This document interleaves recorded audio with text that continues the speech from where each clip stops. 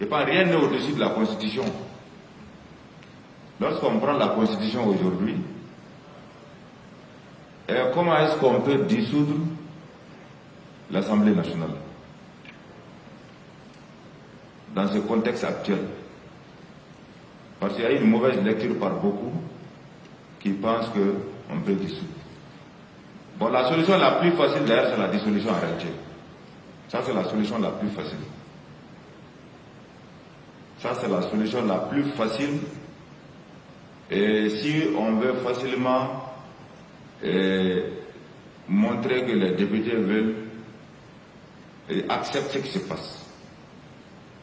Parce qu'il n'y a pas d'élection partielle que lorsqu'il y a un cas de décès. C'est seulement en cas de décès qu'il y a des élections partielles. La Constitution dit qu'un député est élu pour 5 ans. Point. Oui, la démission, qui va faire est-ce que vous pouvez faire démissionner ce député? Qui va le faire démissionner? Et s'il refuse, il y a quelle solution? C'est la dissolution. Si un député refuse de démissionner, qui va le faire démissionner? C'est la démission. C'est-à-dire que c'est la dissolution seulement qui peut l'amener. S'il vous plaît, j'arrive pas, c'est pour montrer un peu la nécessité de faire attention pour ne pas s'aventurer dans des choses. Et la Cour constitutionnelle,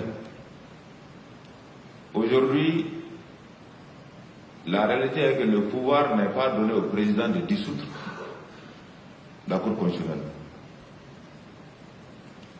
Parce que si un président peut faire ça, ça veut dire qu'en temps de démocratie, si la Cour constitutionnelle ne fait pas l'affaire du président, à tout moment le président peut dissoudre la Cour constitutionnelle. Et pas même nous dans nos révisions, dans nos réformes, on ne va jamais accepter de donner le pouvoir à un président de dissoudre la Cour constitutionnelle. Parce que s'il a ce pouvoir à tout bout de champ, si la Cour ne fait pas son affaire, s'il veut même modifier la Constitution pour faire un 3e mandat, il va dissoudre la Cour. Donc c'est les raisons qui font que le président ne peut pas. Et les partiels, on les organise que lorsqu'il y a décès. C'est lorsqu'il y a décès qu'on peut organiser les élections partielles. Et on dit que le député est élu pour 5 ans, sauf si lui-même il démissionne. Sinon, il est élu pour 5 ans. Moi, je pense qu'aujourd'hui, parce que si on encourage les gens par nos propos à faire croire qu'on peut faire démissionner X, Y, personne ne peut faire démissionner personne, et ça va encourager les gens à aller vers la dissolution de l'Assemblée. Il faut faire extrêmement attention.